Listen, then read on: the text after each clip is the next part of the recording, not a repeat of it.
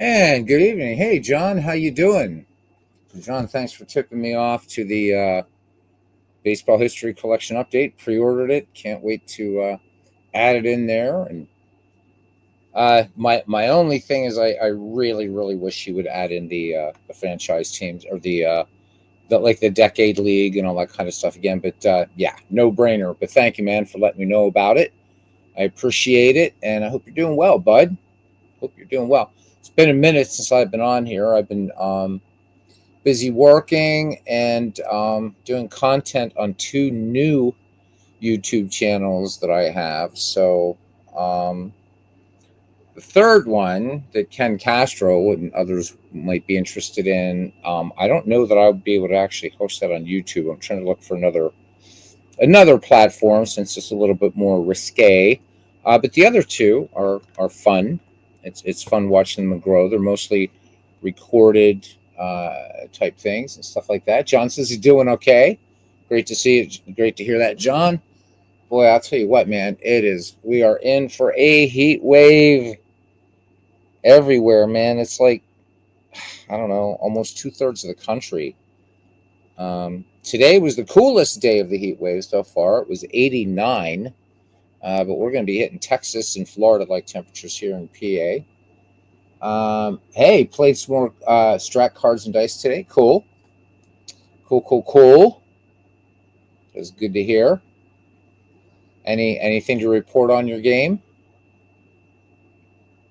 Always love it when people talk about what they've been playing and all that.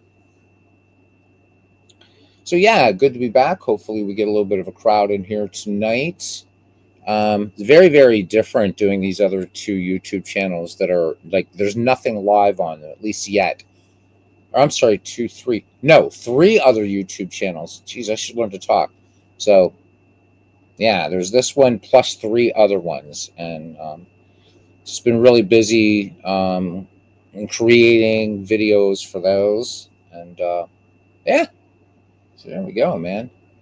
So it's kind of nice to be back to doing some live streaming. Although I'm learning that, of course, this is a very niche hobby that we're in, but live streaming um, is really, really subject dependent. But you know what? It's not my intention to ever monetize this channel. The other three, yes, but not this one. So, uh, and one of them actually is to help a friend out. So, with a company.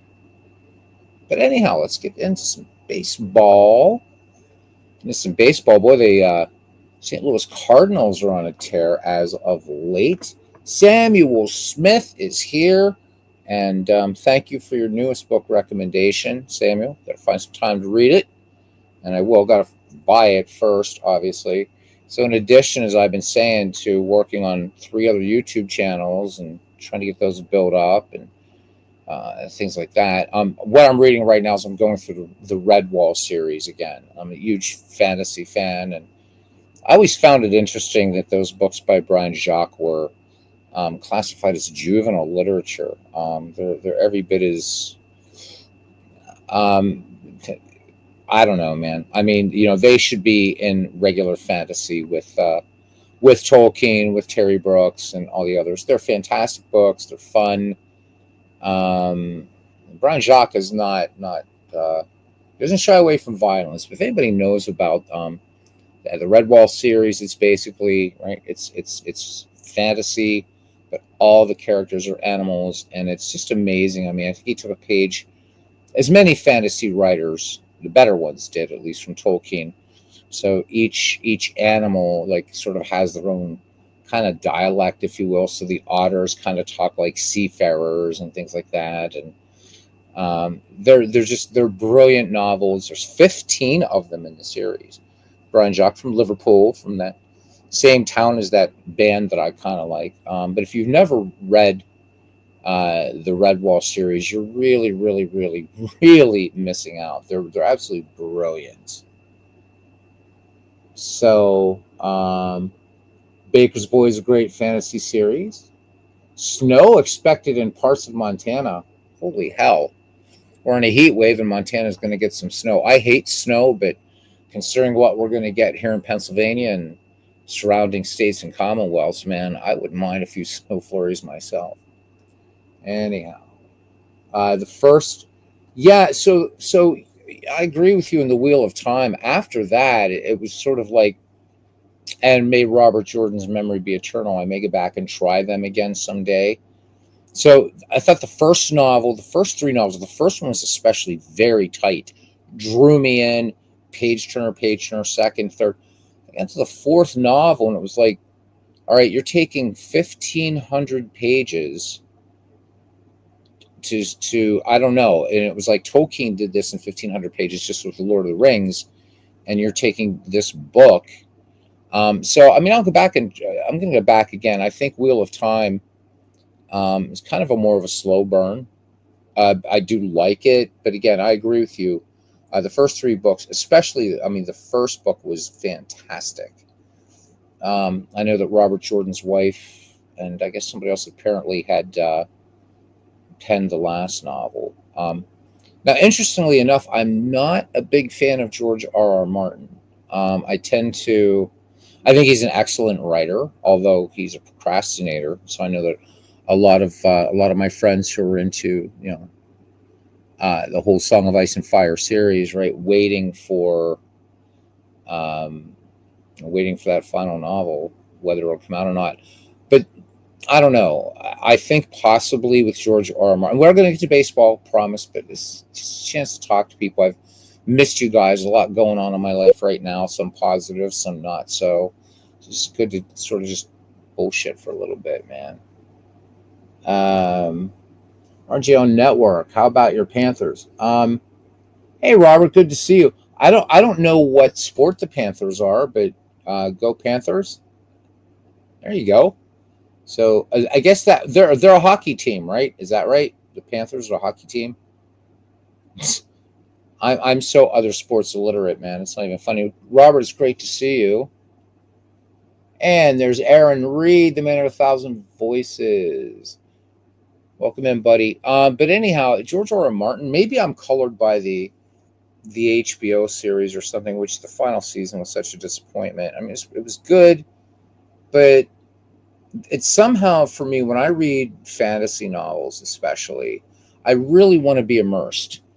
And so Tolkien does that, Terry Brooks does that, Brian Jacques does that, Robert Jordan does that, very immersive. But it just seems to me, and I'm no prude by any stretch of the imagination, but George R. R. Martin, man, it's like cursing and sex, and it's like, yeah, that's great, but I could just read like some detective noir novel for something like that. I really want to feel immersed, and I don't want to feel like I'm listening or reading colloquial 20th or 21st century English, and that's what I get from George R. R. Martin. And also, he is kind of he's the opposite of Tolkien, right? Because Tolkien was always about hope and all these wonderful things, even in the face of great evil, and yet George R. R. Martin basically all men must die. I mean, that's kind of his thing, and you see that in the books, you see that in the series. A great writer, but not really my cup of tea. I do like dark fantasy, but it's not dark fantasy. It's sort of like the antithesis of Tolkien. I mean, well, George Martin has talked about, Tolkien was kind of like, the man, and I would agree. Um, Tolkien really transcends genre, but it's almost as though George R. R. Martin kind of wanted to be the antithesis of that. And when I prefer high fantasy, which it is high fantasy. There's dragons, there's magic, there's all that kind of stuff, but there's just something about just the way the characters speak. Just doesn't work for me, man. But may try those again. But I think it's the Wheel of Time I'm going to return to after I get done reading rereading the Redwall series, which I've never read all of them, but they're all amazing. I think I've read 7 or 8 of the 15, and they're brilliant. And then catch up on some of these Samuel Smith recommendations, which means I'll go bankrupt. Yeah, Terry. So Terry Goodkind, I've heard great things about him as well. So that's somebody else I want to try. And Terry Pratchett for sheer fun.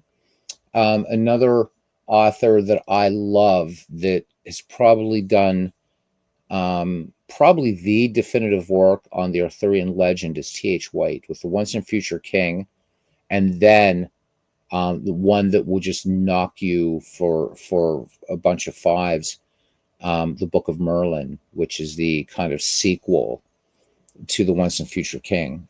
So I set my standards pretty high. I like the authors that I read to be kind of like capital L literature. I want them to really craft well and give me a world I can believe in. Frank Herbert with Dune is like that as well. I'm a voracious reader. I love reading, and really looking forward to tomorrow, even though it's going to be so hot outside, to be grabbing a Mossflower, so book number 2 in the Redwall series, and sitting outside and reading for a while. It's going to be awesome.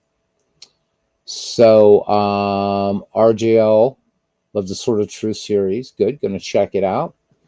So I'm kind of moving away from my mic here, so if I'm fading out, it's me. I'm sorry, guys.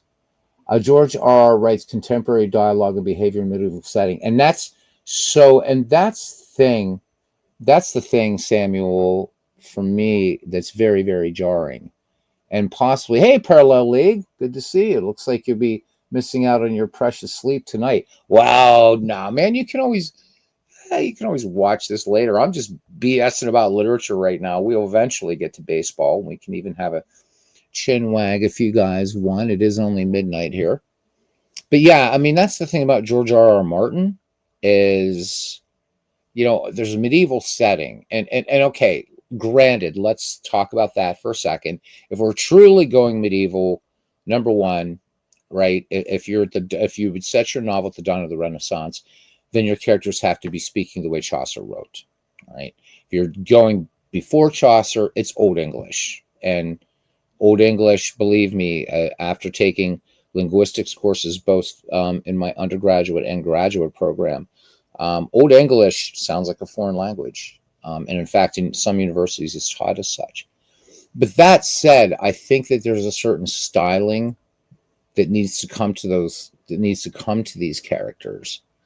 And and I know, the curse words that we use now were used then and stuff like that, but the speech feels colloquial, accepted in some aspects of it, that maybe Tywin Lannister speaks, a bit more cultured.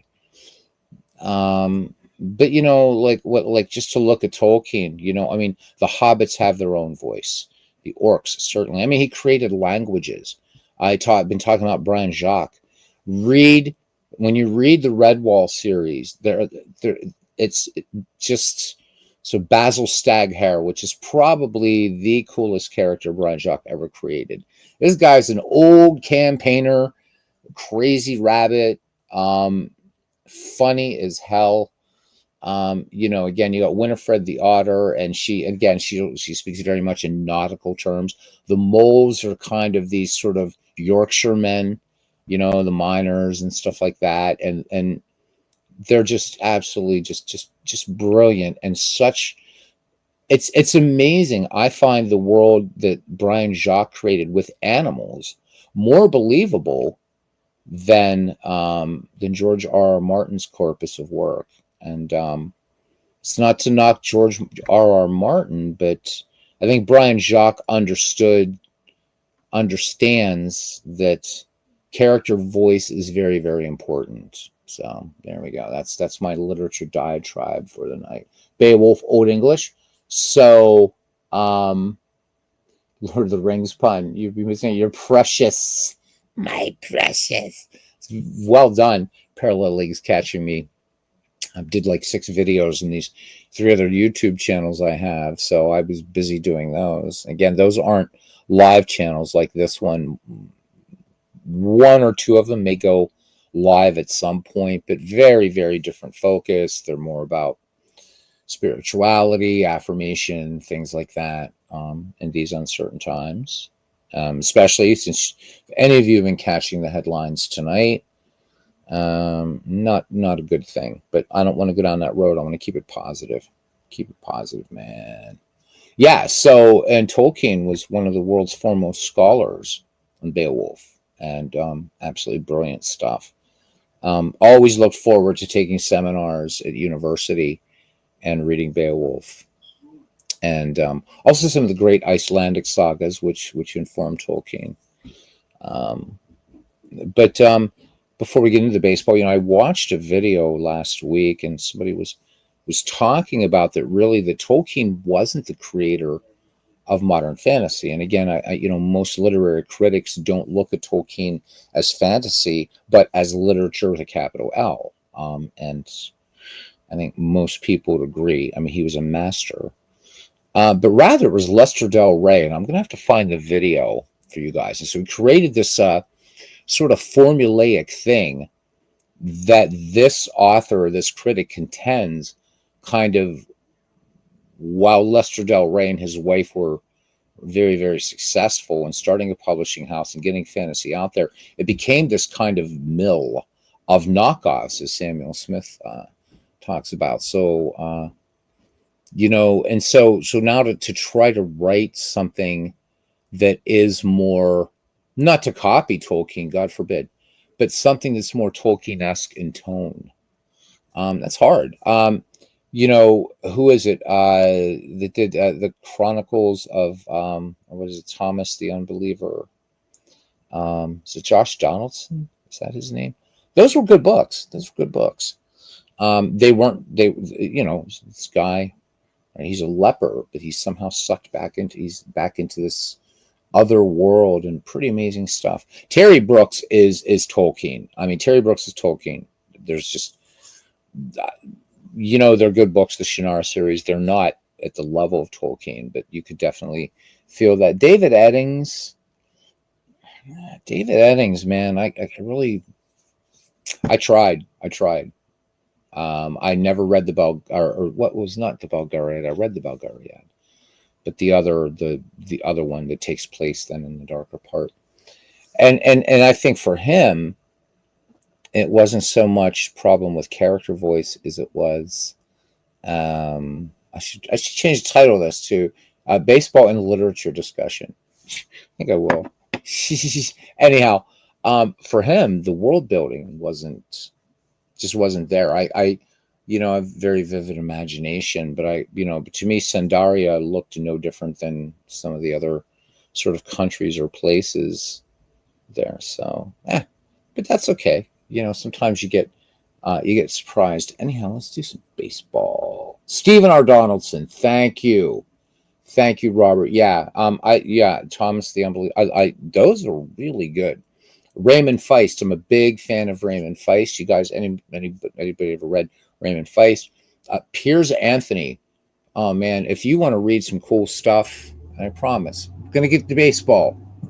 But I just miss talking to you guys. The Incarnations of Immortality. So Piers Anthony, great. So he tells this story, but from 8 different perspectives, right? Of different aspects of immortality. So time, war, nature, God, Satan, night. Death is another one. Yeah. On a pale horse. Get them, man. If you've never read Piers Anthony, especially the Incarnations of Immortality series, they are brilliant and capital L literature. They really, really are good stuff. So, Robert, you and I will definitely agree on Piers Anthony. Definitely. I read the Belgariad, so it was the Malloreon. My only thing with Eddings, I think he was a good writer. But my thing is that the world building wasn't as strong as I would have liked to. He was very good with character, though. Very, very good with character. So if you could take the world building of somebody like Brian Jacques and the character building of David Eddings and smash them together, I think you'd have one hell of a fantasy series. And that said, we're going to do a game here tonight. I have no idea who's on these rosters. This, again, coming using the all-time great players, and we're going to stay with volume one. I think I'm in volume one here. I can't see. No, this is volume two. So we're going to do, I think it's volume two. I don't know. Anyhow, I think we're going to do some more modern baseball tonight. Let me see. I have no idea. Yeah, this is volume two. So this is going to be the Phillies versus the Pirates. A little bit of Diamond Mind action. All right, I think we're good to go here. By the way, too, now swinging on to baseball, as we find that it's a nice 59 degrees at Three River Stadium. The wind is blowing in from right at 14 miles per hour, and we have a clear sky in the city at the confluence of the Three Rivers. All right. So Paul Fay has been teasing pictures, that rat bastard, with the test version now of Pocket Pennant Run. Man, it looks so cool. So player pictures. They're gonna have players in the field, like their names in the field, which is really gonna be nice. You're gonna be able to customize your own dice. They've added a couple more cards and dice games. The one I'm kind of really excited about is Sports Illustrated Baseball, because Dombrov Baseball is Sports Illustrated Baseball. So it'd be kind of fun to kind of roll the dice there and what have you. So that's really cool. You're also going to be able to customize your own dice. So think about that for like games like Dead Ball Baseball, Time Travel, or I think Time Travel. No, not Time Travel. It's Dead Ball Baseball. There's a bunch of other ones out there you can roll dice. So yeah, it looks good. But I'm telling you what, man, the just having the player pictures. And I can't wait for this new release, because that's when I want to start that. Let's pick a game from baseball history and let's talk about it. Let's play it. Let's have fun. All right. So Xanth, yeah, the Xanths are a little different. Anthony is a very versatile writer. But you do like the Incarnations of Immortality series, Robert. So you're a man of good taste.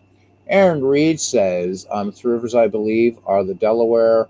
No, not the Delaware River. The Delaware River is by Philadelphia, Aaron. So it's the Allegheny, the Ohio, and the Monongahela. Those are the three rivers in Pittsburgh. Delaware River runs between Philadelphia, right? It's eastern PA. So if you go from Philadelphia to Camden, God knows why you'd want to, or from Camden to Philadelphia, yeah, you're crossing the Delaware River. But you did get the Monongahela right and the Ohio. So, but it's the Allegheny the one you missed. Or not the Allegheny. Yeah, the Allegheny is the one you missed, man. All right, so Bake McBride lead things off.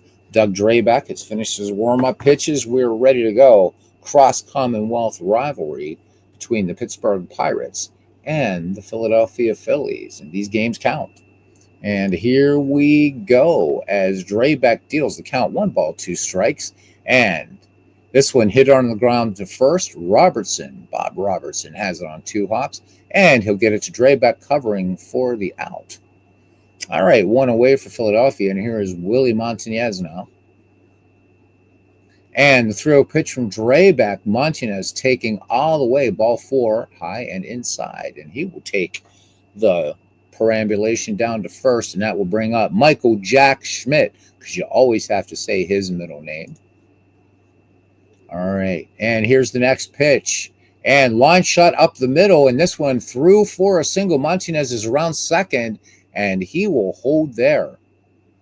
All right, so 1 away, 2 Phillies on, 4 wheels. Greg Luzinski bats from the right-hand side, full count to Luzinski, and swing and a miss, Steve Reichout, chasing 1 out of the strike zone. So Drabeck getting the call. 2 down, and some people's not so favored Philly. Here's Von Hayes, lefty batting in the number 5 hole, ready to go now. And here's the pitch from Doug Drabeck. Hayes goes for the first pitch, and this one a fielder's choice. Score that one 6-4, and that retires the side. The Phillies strand 2. We go to the bottom of the first. The Philadelphia Phillies nothing. And the Pittsburgh Pirates coming to bat, leading things off here. Center fielder for the Pittsburgh Pirates, Al Oliver. Hall of very good, I would say. All right. And lefty on the mound, Steve Carlton. So the Pirates uh, facing one of the best in the game. All right. Carlton is on the rubber. 1 ball, 2 strikes the count. And here's the pitch from lefty. And got him outside corner, strike 3. Oliver heaves his bat, probably not upset with the call, but he'll let it go by. All right. So beautiful pitch there by Steve Carlton. 1 down, and here he is, Bill Madlock. All right. And 1-2 pitch. And strikes him out looking. Madlock looks back at the ump. The ump just turns his back. So Steve Carlton he's gonna get that pitch every time. He's gonna get that pitch every time. All right, here's Richie Zisk. Willie Stargell waits on deck. 2 down. Carlton looking for the trifecta and strikeouts here in the bottom of the first inning. And here's a 1-0 pitch from Steve Carlton. And Zisk hits this one well out to deep left field. Johnstone retreats and pulls it down for the out at the track. So the Buccos turned away. We go to the top of the second inning. Scoreless here in Pittsburgh, PA. Aaron Reese says Montanez was compensation for Curt Flood not wanting to play for the Phillies. Dick Allen went to the Cardinals. Flood sued baseball and lost. He did sue baseball and lost, but Curt Flood very much instrumental in opening up player freedom. You know, originally, right, when the reserve clause was instituted in the 19th century, baseball players felt it was a really good thing. You know, it's like you're guaranteed a job the next year. You got to remember, this was a time when there was no affiliated minor leagues. You know, got to wait till Branch Rickey comes along for that to happen. But it turned out to essentially be indentured servitude, and I think, and it wasn't Curt Flood that was the first person to recognize it. In fact, in Baseball Magazine, Walter Johnson wrote rather intelligent and scathing criticism of the reserve clause, and the greatest pitcher of all time writing about it, and of course other players, of course, grousing about it, maybe not being as writing so eloquently as Walter Johnson, but nonetheless, Curt Flood, very, very important. Although some people kind of curse Flood's name because now you get players that are just going after the dollar, after the dollar, after the dollar. So, all right, it's going to be Jay Johnstone, former Bucco Dave Cashin, and Larry Bowa do up, the 6, 7, 8 hitters for the Quakers. All right, Drabek deals, and Johnstone is jammed and shoots that ball to right, but Zisk is there to pull it down. So score that one, F9. 1 up, 1 down for Dave Cash. Dave Cash manning the Keystone sack here for the Philadelphia Phillies. And the 1-2 pitch on the way. And this one line to right center. Zisk is motoring and pulls it in for the out. Great play out there by Richie Zisk, covering a lot in that old nasty AstroTurf out there in right field. It's 2 up, 2 down now for the fiery Larry Bowa. Rocky Balboa. Anyhow, Drabek gets the sign. Here's the 1-0 on Bowa. Drabek works home, and this one is smashed. Here comes Oliver in center. Now puts on the brakes, and in short center field, takes it for the third out. So the wind helping out Oliver and the Buccos a little bit as we head to the bottom of the second inning in this cross-state matchup between the Philadelphia Phillies, Pittsburgh Pirates, and no score. All right, it'll be Pops, the Gravedigger's son, and the redheaded Bob Robertson. And I'm trying to fix my mic here so it's pointing up a little bit. All right, that's better. All right. Larry Modelo. Hey, Larry Modelo, welcome into the family. Welcome to the channel. It says Delaware River runs between Philadelphia, New Jersey. Yep.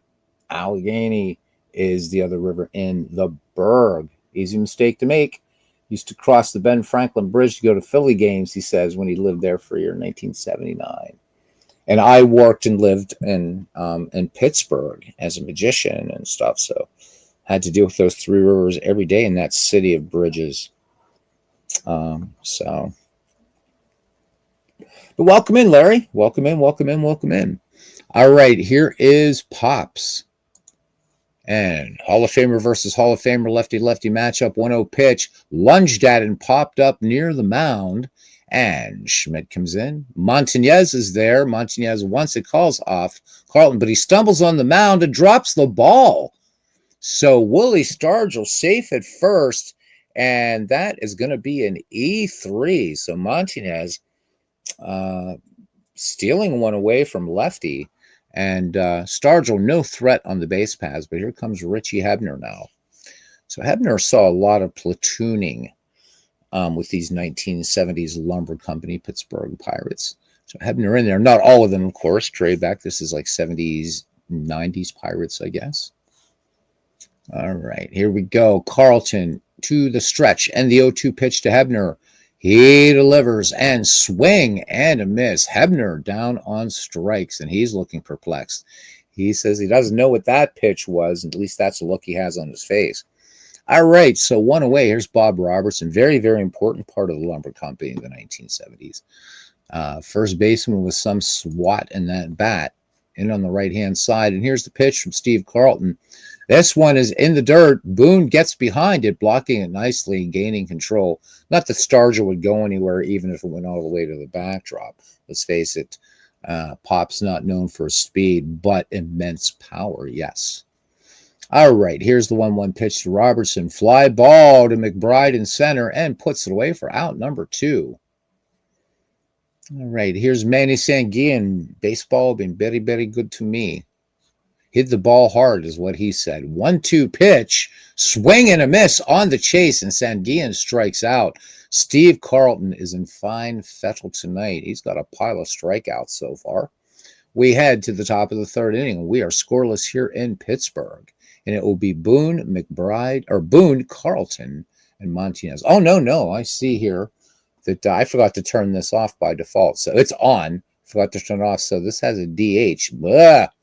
I'll get rid of that after this, even though the season has started. As commissioner, I can do that. So anyhow, it's going to be Boone, McBride, and Montañez.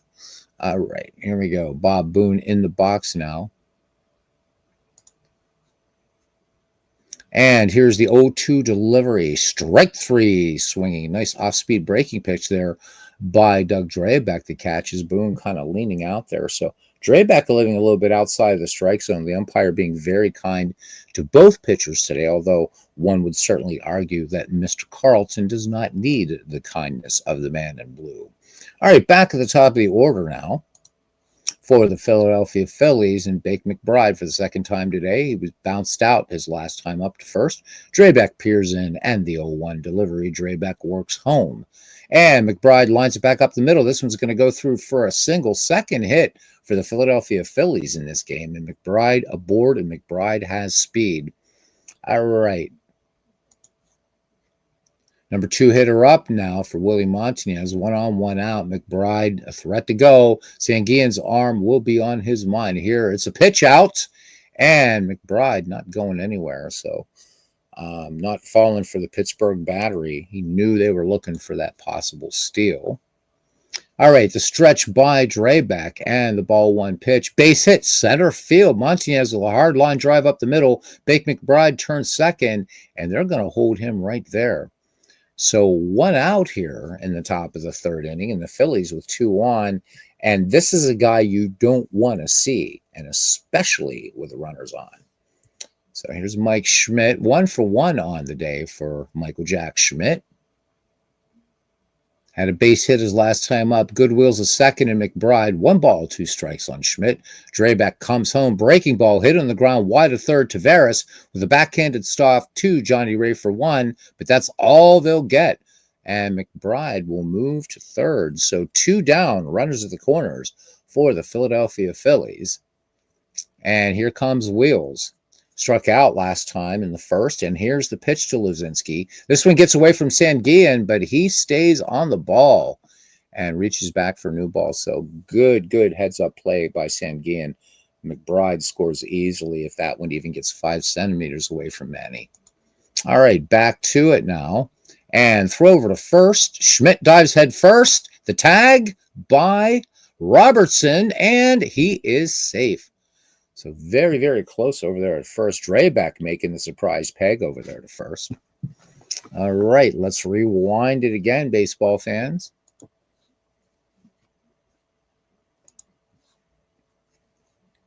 One-two pitch on the way to Luzinski, and Draybeck gets him. So three strikeouts in the game, and two of those strikeouts, Greg Luzinski. We head to the bottom of the third inning. Pittsburgh and Philadelphia in a scoreless tie. We don't need no stinking DH. How about it? Pure Sim. Aaron Reese says, Pure Sim asked me a trivia question earlier today. What team only won one World Series in 1970? Yes, indeed it was. It was the Orioles. And I would have known that because the Pirates beat them in 1971 and 1979. But those Oriole teams were tough, man. They were tough. 69 Mets faced those Orioles, and they were just tough. Tough team. No pushovers. In fact, Pittsburgh had to come from behind to get them. In Game 7, and that was in 79, the Game 7 of that 71 World Series was really the Roberto Clemente was just ridiculous. And I think it was really, more hardcore baseball fans knew about Roberto Clemente, but I think that the 1971 series is really what showed off, really was kind of the national stage for Bob, as I guess I hear he liked to be called. All right, here's Johnny Ray. So Johnny Ray, part of those kind of some really bad pirate squads in the 1980s, at least till you get to 1988. All right, Ray in the box, holding down second base for the Pittsburgh Pirates. Pirates still haven't batted around yet. Taveras waits on deck. Carlton back on the rubber. Full count on Johnny Ray. Carlton comes home. And this one, a bouncing ball up the middle. Cash is not going to get to it. This one off his glove and into center field. And the Pittsburgh Pirates in the bottom of the third get their first hit of the game. Johnny Ray, average speed at first now, as the shortstop Frank Taveras strides to the plate, settles in the box, right-hand side. And here's the delivery from Carlton. And this one, a bloop to left center. This one's going to fall in for a hit. Johnstone comes up throwing, and Johnny Ray's going to hold his second. So the Buccos making a little bit of noise. Nobody out, and we swing around back to the top of the order. And center fielder Al Oliver. So Larry Medella says Pirates won the last three. He's lost bets on all three of those games with a classmate. Devastating. Ouch, ouch, ouch. Yep. Pirates, the 1979 series. So my understanding is people just counting them out. That's it. They're done. And then took it all. And that was our last World Series. So we sort of do understand, sisters and brothers not too far away in Cleveland. Except at least that, there are people alive that saw the Pirates in the World Series. But I don't know how many more folks around here. I mean, you'd have to be like in your 70s or 80s, like late 70s and 80s, to have been the last time Cleveland won a World Series in 1948. That's got to be super frustrating. So the Pirates and the Indians hold the longest drought. If we don't count the Mariners, of course, the only team to never make the World Series, but there you are. Thought they were going to do so in 2001. All right, back at the top of the order, Al Oliver with a chance here to break this scoreless deadlock. 2 on, nobody out for Scoop. Carlton to the stretch, ball and a couple strikes, and here's the pitch to Al Oliver. Little pop-up right above the mound. Drawing a crowd, but Steve Carlton this time, he's not going to leave his domain, as we see here, and makes the easy play himself. I think he glanced over at Willie Montanez and says, don't even try. All right, so 1 down, and Bill Madlock a chance to come through here, a clutch for the Bucks in the bottom of the third inning. And he struck out against Carlton his last time up. 2-0 pitch on the way, and Madlock rocks one right along the right field line. Johnstone giving chase, or left field line, and pulls it in over a shorter. Johnny Ray is going to hold at second. Now it's going to take a safe hit by Richie Zisk. Willie Stargell waits on deck. So 2 outs, and things just got a little bit easier for these Philadelphia Phillies. The Pirates blowing some chances here. 2 big hitters up and down, Oliver and Madlock. So Richie Zisk out there playing that hallowed right field for the Pirates. Here we go. He hit the whole ball hard last time, but flew out to deep left. 2-2 pitch, swung on a miss, strike 3. Carlton took a little bit off that one, and he gets out of trouble. So the Buccos strand 2. The scoreless tie remains as we go to the visitors' half of the 4th inning. And we'll see Hayes, Johnstone, and Cash due up for the Phillies. Good little tight ball game we got going on here. Kind of a little double shutout thing going. All right. And Von Hayes will open the 4th here. The payoff pitch and swinging a ground ball to short. Taveras has it on the bounce across to Bob Robertson. Throws high, and Robertson jumps, but he can't find the bag on the way down. Taveras charged with an error. So E6, and Von Hayes is aboard. So Von Hayes, decent speed. And here's Jay Johnstone now.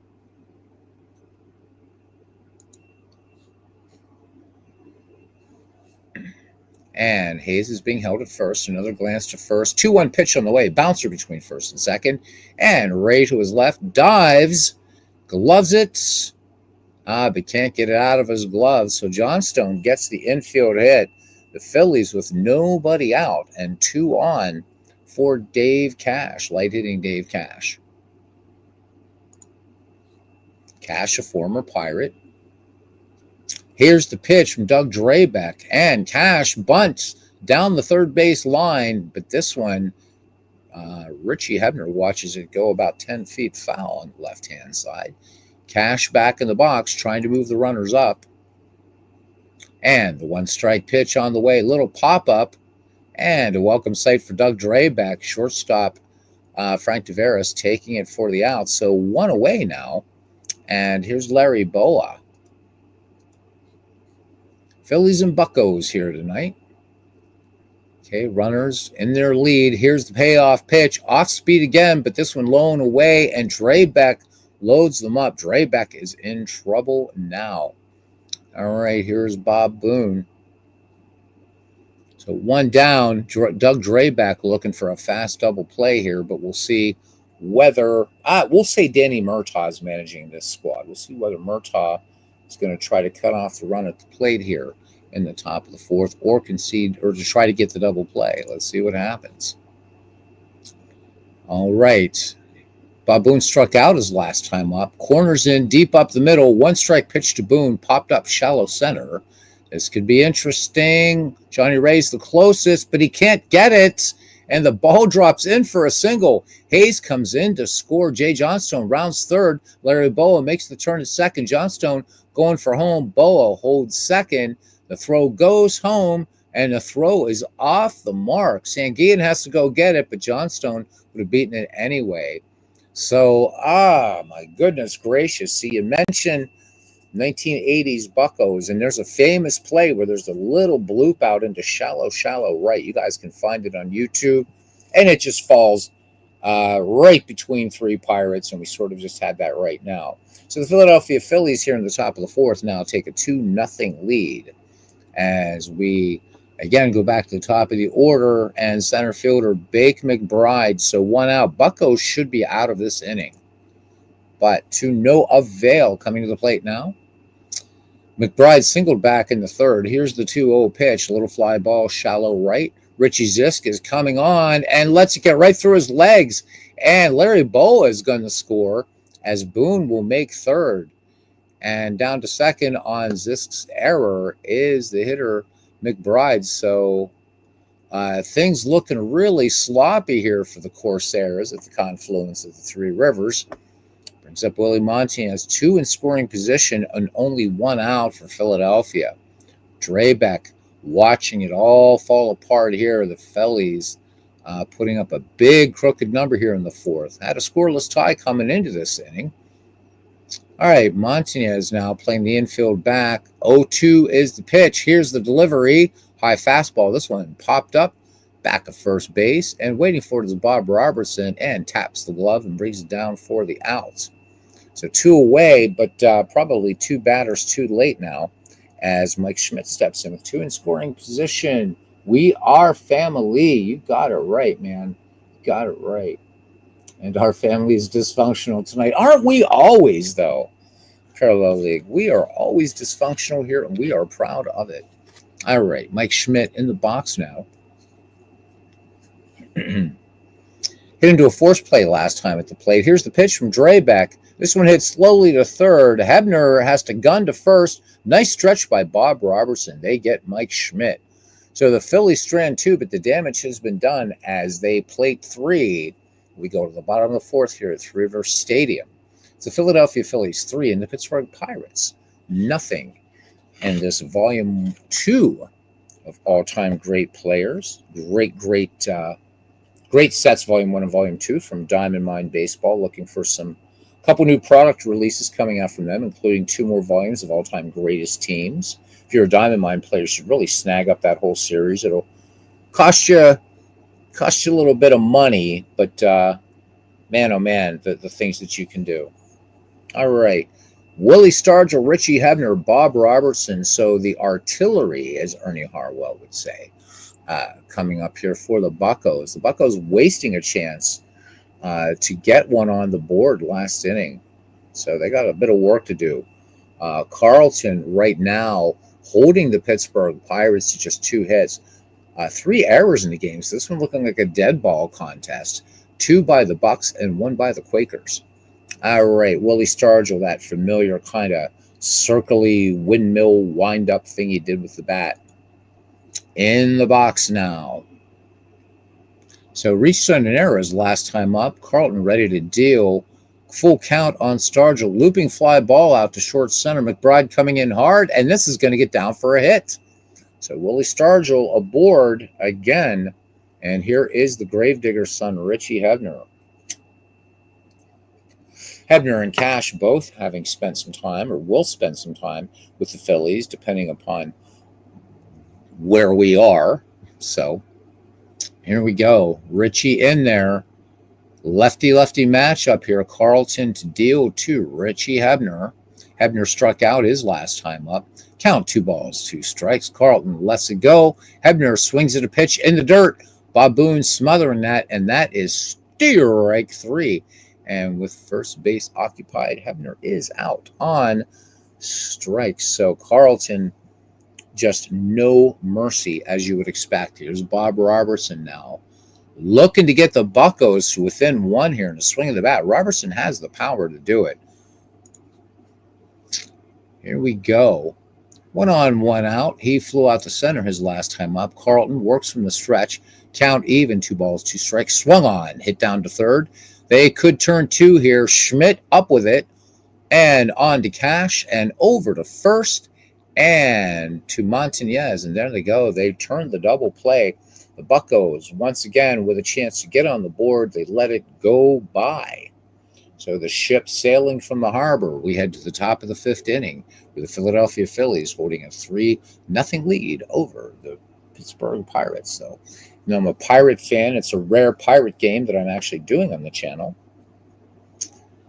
All right, Greg Luzinski, Von Hayes, Jay Johnstone due up for the Philadelphia 9. So Danny Murtaugh going to be keeping a little bit of a leash here on Drabek now. So the line for the Philadelphia Phillies thus far, 3-6-1 for the Pittsburgh Pirates, 0-3-2. All right, so Luzinski has struck out twice so far. Here's the next pitch, and Luzinski tries to check a swing. Sanguian points the umpire at first. The ump says he went too far. So Greg Luzinski has struck out 3 times today against Doug Drabek. So the Pirates not getting a lot of good news or much to cheer about. They at least have that in this contest, getting Luzinski to strike out 3 times. All right, here's Von Hayes now. Von Hayes is 1 for 2, or with a run scored, I should say. No balls, one strike. Drayback with the pitch. This one grounded back up the middle, and Ray ranges behind the bag. He is up with it and fires to first just in time to get Von Hayes. Score that one 4-3, 2 up, 2 down. Doug Drayback looking for a quiet inning now. He's just got to get one past left fielder Jay Johnstone. Jay Johnstone 1 for 2. The run scored. So infield hit his last time up. Here's the 1-2 delivery. Johnstone swings and misses and goes down on strikes. And the Pittsburgh Pirates get themselves a nice quiet inning. We head to the bottom of the 5th inning. And the score remains 3-0. Bimani Sanguian, Johnny Ray, and Frank Taveras due up against Steve Carlton. Steve Carlton with a lot of gas in the tank. I think about 6 strikeouts so far. All right, here we go. Manny Sanguian in the box, struck out his last time up. The 1-2 pitch on the way. And Sanguian hard up the middle. Backhand stop by Cash. Turns and throws. Nice play. But Sanguian will just beat it out for a single. So the Buccos picking up their 4th hit. And these have been pretty cheap hits by these Pittsburgh Pirates. But you take what you can get. And here's second baseman now, Johnny Ray. Johnny Ray 1 for 1 in the contest. Bats from the right. 0-1 pitch on the way from Steve Carlton. High fly ball to center field. McBride drifting back and just short of the warning track, moves a bit to our right, and he will take it for out number 1. Here's Frank Taveras now. Bucco shortstop 1 for 1, so has one of the 4 Pirate hits in the game. Base hit back in the 3rd. Here's the delivery from Steve Carlton. And this one hit into the glove of Willie Montañez. Down to Boa, back to Montañez. And it's a 3-6-3 double play. So the Buccos just not getting it done here. We go to the top of the 6th inning. Philadelphia, 3-0 over Pittsburgh. And even with all that literature talk, we're going to get this game in just over an hour. All right. So Dave Cash, Larry Boa, Bob Boone due up for Philadelphia. Drayback peers in, ready to work. And here we go. Dave Cash popped short his last time up. Here's the 1-0 delivery. Drayback brings it home. Check swing ground ball out to second. Ray, one step to his right, digs the ball out of the dirt and throws to first for the out. Scored 4-3. 1 up, 1 down now. Drayback looking for another quiet inning. The only blemish on his record thus far, for him personally, 3 runs back in the 4th. But we got to remember that the Pirates playing some sloppy defense here tonight. All right, here's Larry Boa. Boa in the 8th slot here. Walked his last time up. Drayback on the rubber and the 1-ball pitch to Boa. Drayback lets it go. And Boa grounds it between 2nd and 3rd. This one taking a bad hop. Backhand by Taveras, has trouble planting his foot. Throws across. And they do get him by a step. So great play. Taveras getting that bad bounce off the AstroTurf there, if you will, not finding his footing, but able to still cut down Larry Boa. So big play there. 2 down, doff of the cap. Doug Drayback to Frank Taveras now as Bob Boone is in the box. 2 RBI today for the Philadelphia catcher. 2-run single back in the 4th, 0-1, and here is the pitch. Grounder down to short, and this one taking a big high bounce. Taveras up and throwing, and that will retire the side. Score that one 6-3, so the Buccos get another quiet inning and another chance as we slide around to the top of the order here on the bottom of the 6th. Al Oliver, Bill Madlock, and Richie Zisk due up for the Bucks. So the big hitter's not producing. Willie Stargell on base twice. He's 1 for 2, batting the cleanup spot. But really nothing happening from the big bats here. All right, Al Oliver leading off here. Here's the 0-1 pitch from Carlton. This one well hit to right center. This one high. This one deep. Hayes is chasing and makes an over-the-shoulder catch. Great play by Von Hayes out there in right field. So Oliver gave it a ride, but it's the place where doubles go to die, I suppose, today, at least for Von Hayes. All right, here is the Mad Dog. Frustrated 0 for 2 in the contest today. Long fly ball last time up. The 0-2 pitch on Madlock. Carlton fires it home. This one hit into the air, into left center field. McBride and Johnstone are both in the vicinity. Johnstone calling for it, and he will take it for out number 2. So Steve Carlton still working on a 4-hitter here. Yeah, that is definitely a web gem. How about it? Aaron Reed said had to run to the concession stand. He was hungry for a hot dog. Get your hot dogs here. All right. I take this time really, really quickly to remind you guys. He posted in the Ned McGreevy Discord. A Blue Rose case has a really neat all-time great franchise set that is freely downloadable for Action PC Baseball. There are doppelgangers in it, but what he's done is he's wanted to take the players' best season. We're going to get him on here some night to talk about that. But it's good. I think you should download it. It's a lot of fun. Use it as a draft league. Play it as is. Whatever. I think you'll.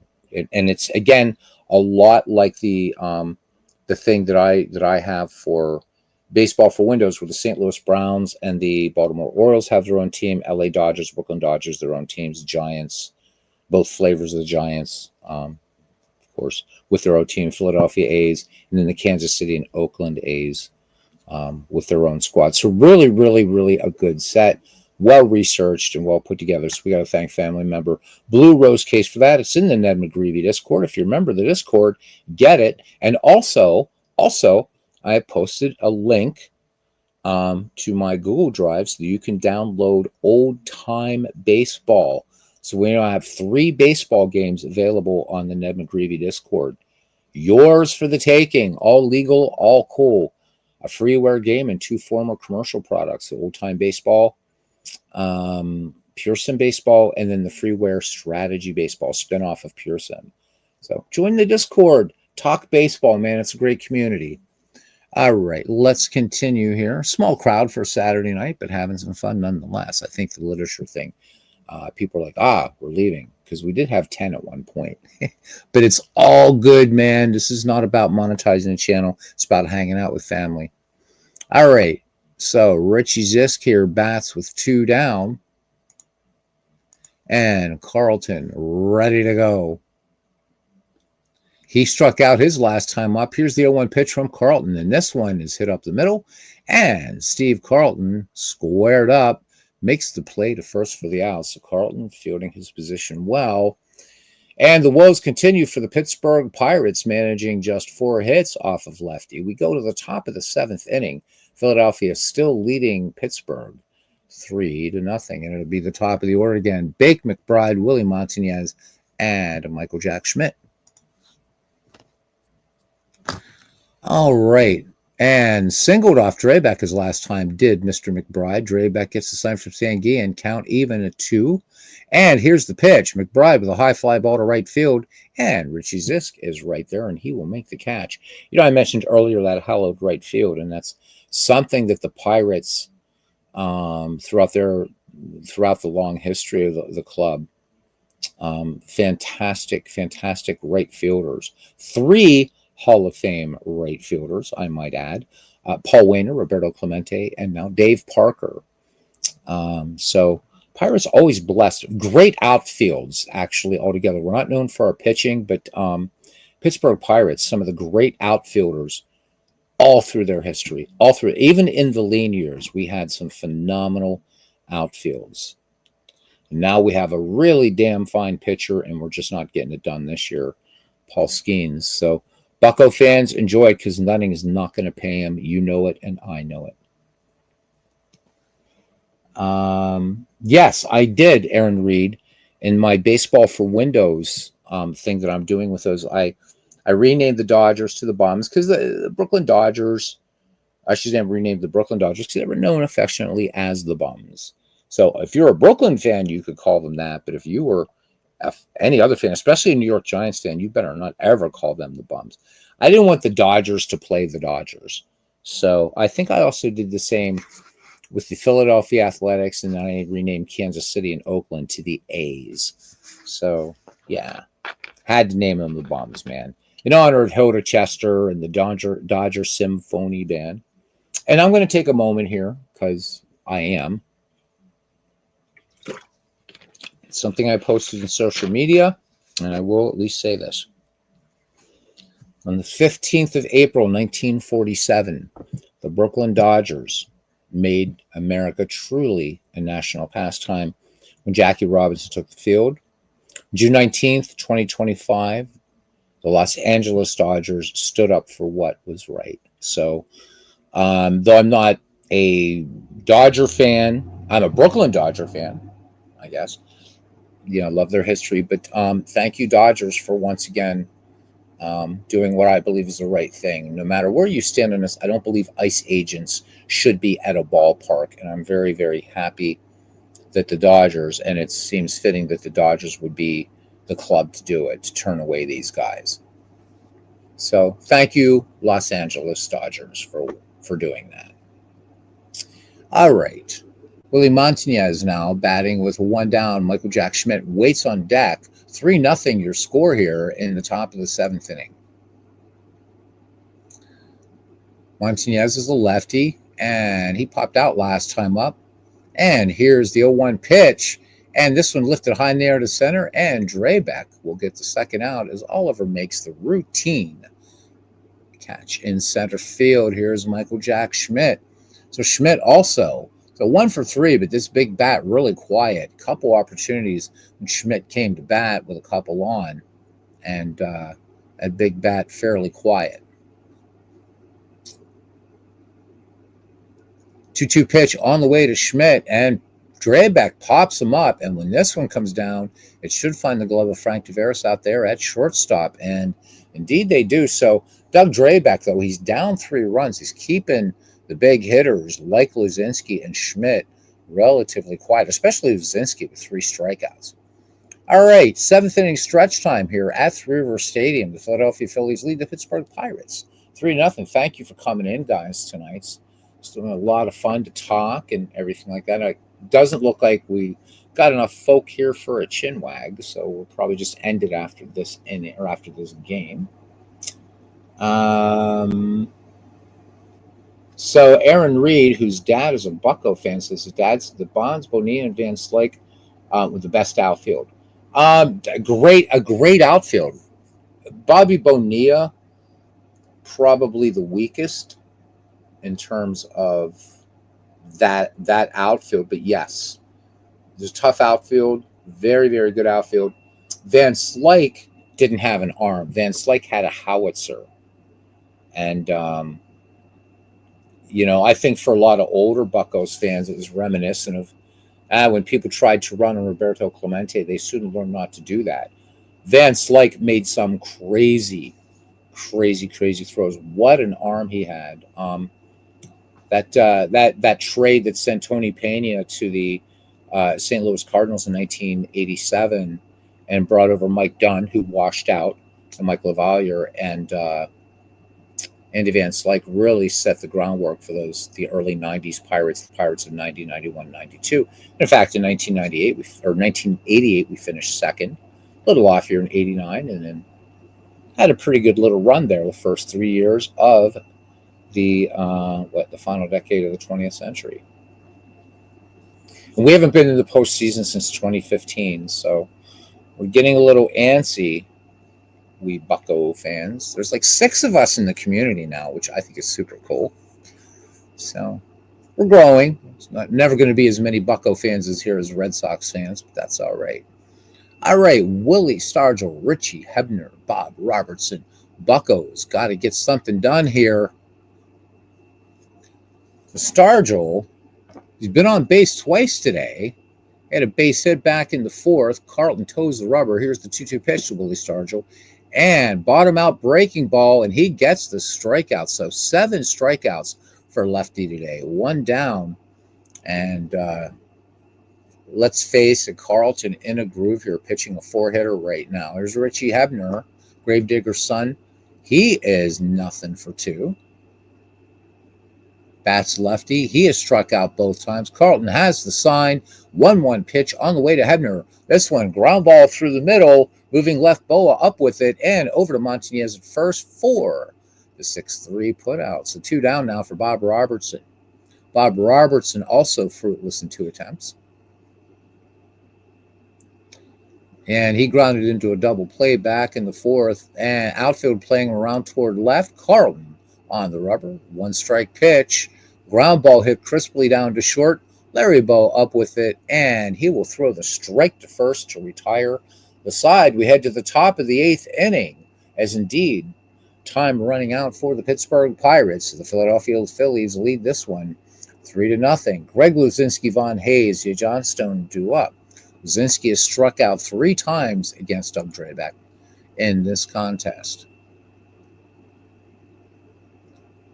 1 ball, 2 strikes on Luzinski. Here is the pitch, and Luzinski checks his swing. Sanguian appeals, and the ump says he went around. So Luzinski now 4 for 4 against Doug Drabek, and all of them Ks. All right, here's Von Hayes now. Hayes with a run scored in this game. 0 for 3 overall. Drabek ready to deal, and here is the pitch. Swung on this one, belted by Hayes down the right field line. If it stays fair, it's out of here. It's a fair ball. And open the window, Aunt Minnie. Von Hayes hits his first dinger of the season. And the Philadelphia Phillies tackle it on here in the top of the 8th. Phillies lead the Pirates 4-0 as Jay Johnstone now strides to the plate. Lefty bats in the number 6 slot. Big blow there by Von Hayes. All right, the 1-1 pitch coming into Johnstone. Drabek delivers. This one bounced to the left side. Hebner, one-handed grab, gets rid of it to first, and they nip Johnstone just in time for the 5-3 putout. So 2 down, 1 in for Philadelphia. Brings up Dave Cash. Dave Cash, 0 for 3 against Doug Drabek. And here's the 1-0 pitch. Drabek kicks and fires and lines this one into left field. Actually, one off the glove off of Hebner, but a hard single from Cash. So hits it right on the button where it needed to be. Hard liner.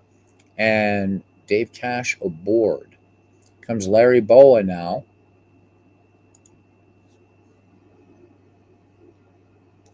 So he bounced out back in the 6th. Count even at 2. Here's the pitch. Hard ground ball right side. And Robertson a step and a dive, but it's by him for a hit. Cash is running second, and he's going to hold there. Bucko's in trouble again, and here's Bob Boone. Bob Boone, good day at the plate. 1 for 3, 2 RBI. Had that 2 RBI single in that 4th inning for the Phils. 1-1 pitch on the way from Drabek. This one is hit hard, but it's going to hang up and be caught by Richie Zisk out there in right for the out. So Philadelphia strands 2, but picks up another run. We go to the bottom of the 8th inning where Philadelphia leads Pittsburgh 4-0. Steve Carlton working on a 4-hit shutout right now. The line for the Phillies, 4-9-1 for the Pittsburgh Pirates, 0-4-2. Pardon me. Larry Modelo says, cool finding this channel. How often do you broadcast? I'm pretty erratic. Saturdays are usually a sure thing, Larry, and thank you for that. I really appreciate it. You come in 2 more times, you get a wrench. It's my way of saying thank you. We do a lot of baseball. Well, this is pretty much a baseball channel. So if you were looking around for the Beatles and you found this, even though they're my favorite band, there's no Beatles content on here. But we do a lot of dead ball baseball. We do a lot of tutorials. We talk baseball. A lot of times on Saturday nights, Larry will have what we affectionately call a chin wag, where people can actually come on mic and we talk. Sometimes people will call a couple innings of the game.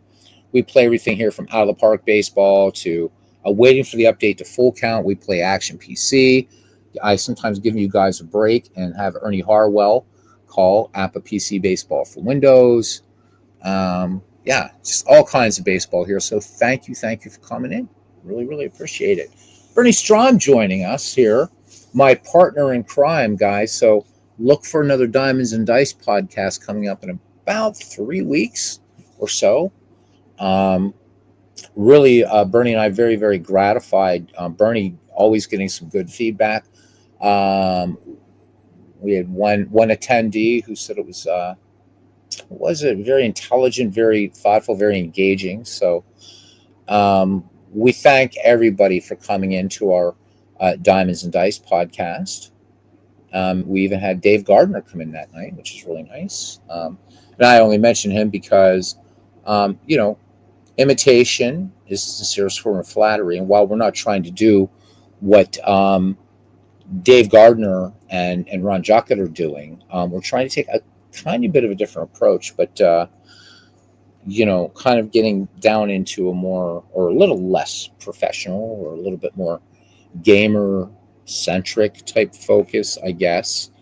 And those guys can go after the big fish and stuff like that.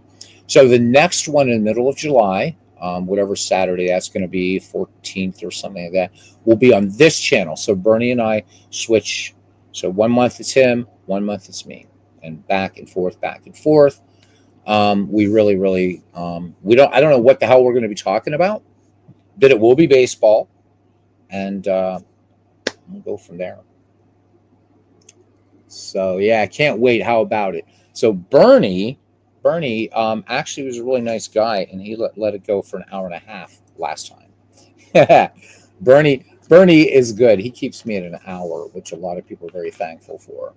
And this one's just going to go a little bit over an hour, and that's it. No chin wag tonight. All right. Manny Sanguillen, Johnny Ray, and if I was Danny Murtaugh, I would probably bring in somebody for Johnny Ray, although he does have one of the Pirates' 4 hits. And then Frank Tavares. And I do have to remember to turn the DH off. I can't believe I left it on in this, but early enough in the season that we can do that.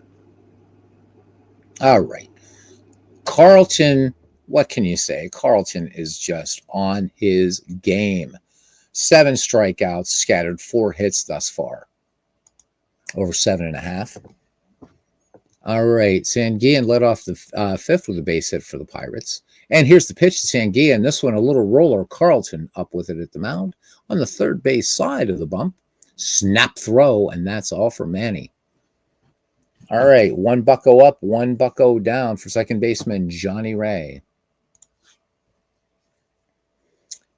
Batting in the 8th slot, flight out to deep center back in the 5th. Carlton toes the rubber. And here's the pitch to Johnny Ray. And this one is a fair ball, grounded over first. And nice play by Willie Montanez to take a double away from Ray. So good clutch hit, or good clutch play there by Willie Montanez. And that is 2 outs. And the Bucks just facing frustration all over the place as Frank Tavares steps in. One of the few bright spots. So the only Pirates to get a hit off of Steve Carlton in this game have been Willie Stargell, Manny Sanguillen, Johnny Ray, and Frank Tavares. All right, waiting on deck is Al Oliver, should Frank Tavares get on. All right, here we go. Hit into a double play back in the 5th. Count even at 2, and Carlton is going to get this one on the inside corner. Beautiful pitch by lefty. 8th strikeout in the game for Mr. Carlton. Jim Bibby now comes on for the Pittsburgh Pirates to just try to just get the Buccos to the bottom of the 9th. And when we go to the bottom of the 9th for the Pittsburgh Pirates, it will be the top of the order: Al Oliver, Bill Madlock, and Richie Zisk. I'll talk a little bit about these sets once I'm done, and why you're seeing why I think this is really probably the most amazing all-time greats thing that there is out there for digital baseball games. All right, Bake McBride, Willie Montanez, and Mike Schmidt due up for the Philadelphia Phillies. McBride 2 for 4 in the day. Jim Bibby making his first appearance this year. McBride in the box. Jim Bibby ready to work. Here is the pitch. Hanging breaking ball, lined to the gap and right. Zisk coming hard. He's going to pull up, and that's going to get down for a base hit. Philadelphia now in double digits in hits here in the 9th inning. All right, here's Willie Montanez. Made that great play out there to close out the Bucco 8th. He's 1 for 3 in the ball game. Batting second, waiting on deck is Michael Jack Schmidt. All right. Jim Bibby fires to first. Robertson with the tag, and McBride just gets back in. He had a good lead, so McBride. So Bibby with a good move over to first. All right, Montanez back in. Philadelphia lefty waits for the pitch. Bibby to the stretch and the 0-1. Bibby works home, and this one lined into left field. Stargell is sprinting in. This one off his glove, and down to second goes McBride. Montanez will reach on the error, so the Buccos playing dead ball baseball here in terms of defense. Third error of the game for the Pittsburgh Pirates. 2-1 for the Phillies, nobody out. The Phillies with a 4-0 lead, and the proverbial, shall we say, lady with excess adipose tissue is warming her vocal cords. There we go. How's that sound? Does that work? All right, here's Mike Schmidt now in a position again with a couple runners on. He hasn't delivered in this situation so far all game, but this would pretty much, in fact, the Bucco faithful now starting to head for the parking lots here at River Stadium. So he popped out to Frank Taveras his last time up. The 1-1 pitch on the way from Jim Bibby. This one ripped to right center low line. That one is a base hit. And Bake McBride is going to score. And Montanez is going to move to third. So this one pretty much is over. It is 5-0, but the Buccos will get their ups. Here's Greg Luzinski. So Luzinski went 4 for 4 against Doug Drabek in this game. And that means 4 strikeouts and 4 tries. Can Jim Bibby make strikeout number 5? All right. The bull moves into hit. Outfield or infield looking for 2. Here is the 1-1 pitch. This one high in the air, left side of the infield. Taveras making both the call and the catch for out number 1. Of course, infield fly rule in effect. Nobody can go anywhere. And here's Von Hayes now.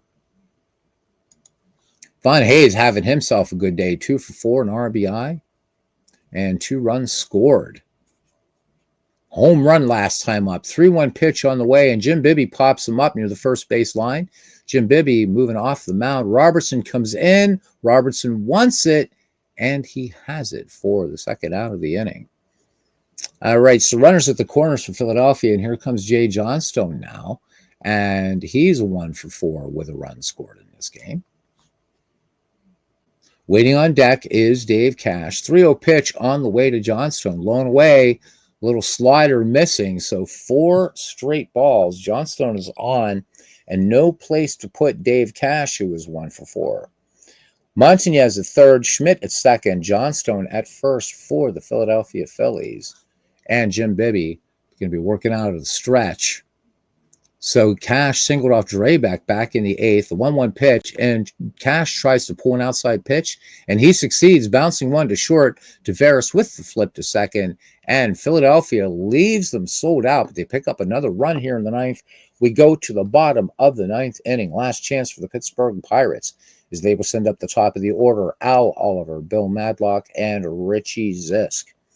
Oliver in the game, nothing for 3 for the Bucco center fielder. Steve Carlton working on a 4-hit shutout, looking for the complete game shutout here. So rare these days. Al Oliver will hit first. And the 1-2 pitch on the way to the Bucco center fielder, and looping fly ball to shallow left. McBride crosses in for it, and that will be 1 up and 1 down now for the Mad Dog. Madlock, nothing for 3. So again, the top of the order doing nothing for the Bucks today. Flew out to left center his last time up. Carlton winds and deals. This one is hit pretty well. Johnstone back in the alley. It's off the base of the wall, and this is going to be an easy double. So Bill Madlock in the bottom of the 9th inning, and the Buccos get an extra base hit, but a lot of work to do with 1 down 5 runs. So Carlton giving up just his 5th hit of the game as right fielder Richie Zisk steps in. Zisk nothing in 3 attempts against lefty. 3-1 count, and he pops him up. Bo will let the center fielder take it, and McBride does for out number 2, and it's down to Pops. Can he at least put a number in the correct column for these Pittsburgh Pirates? Carlton ready to go. 1 for 3 today. The 1-2 pitch on the way, and Willie Stargell strikes out. Great breaking ball by Steve Carlton. And the story is Carlton with 9 strikeouts in the game, and he pitches a 5-hit shutout. And the Buccos go down to defeat. The final line score for the Philadelphia Phillies: 5 runs, 11 hits, 1 error. For the Pittsburgh Pirates, no runs, 5 hits, and 3 errors. Let's go ahead and save some stats and box scores and all that stuff, because we're baseball geeks and we love us some stats, do we not? Yes, we do. All right, good. Bernie says, love this game. Great reports. Only baseball, a text game that doesn't seem dated to me. Best play-by-play in the business. The only thing that, and I think it's also because of the Ernie Harwell narrator. So I really think this one and Baseball for Windows. And I know that you can create play-by-play in Action PC, and you can do the same thing in Digital Diamond, but out of the rip, and these two are play-by-play. They're the best. They're fun. All right, so let's talk about this for a little bit. And no, I don't have nothing to do with Imagine Sports at all. I just love Diamond Mine Baseball. So what this basically is if you go on their website, you get the all-time great players volume 1 and volume 2. And each volume, right, has just 2 leagues built into it, and you have different versions of franchise all-time greats. So rather than just have, let's say, a Pirates team where you have Roberto Clemente, Paul Wainer, Hannes Wagner, Archie Vaughn, so on and so forth, right? You're going to get all-time greats, but all-time greats from within different versions of the franchise, which is really, really cool.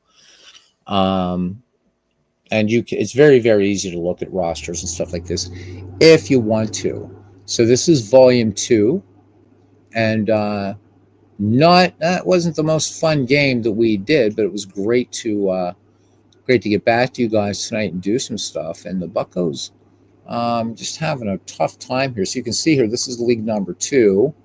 We can go back to league number 1, and I mean, just tons and tons and tons of baseball to play. So I really strongly suggest you pick these up. These are really, really good. And again, this is volume 2. So volume 1 is 1880 to 1967. Volume 2 is 1968 to I think they've updated this to 2015. So there you go. That's it. Fun game, says Larry. Thank you, Larry. I hope to see you again. This is fun game because it's your first time. Well, hopefully they'll remain fun. And again, it's not Diamond Mine that we always do here. Always do a bunch of different stuff. Dombrov Baseball. We'll do a few closing comments, talk for a few more minutes, just because I missed everybody, man.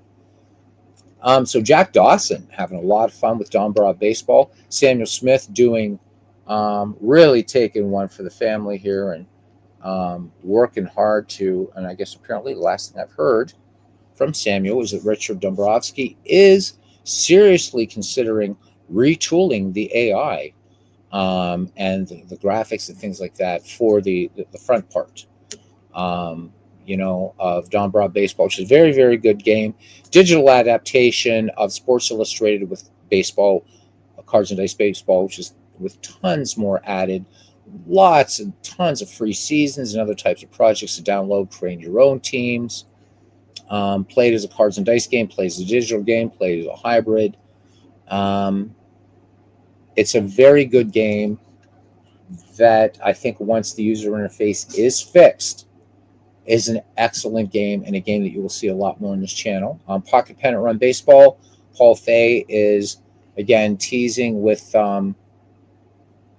screenies, if you will. Can we still say screenies? Screenshots, whatever, of the next version with player picks on the field and everything, and it looks absolutely fantastic. There was a small update that dropped today.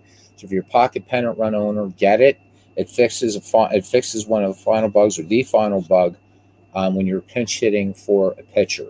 So pretty big bug, especially if you're playing pre-DH and stuff like that. So that dropped today. So pick it up, check your email, and go on over to pocketpenantrun.com and update this sweet gem of a game that it is. Hopefully, we'll get in some more baseball this week. And if I decide later, I might even come back and let Ernie Harwell call one if I kind of get in that baseball mood. But there we go. So I want to give my thanks. Larry Modello, welcome in. Welcome into the channel.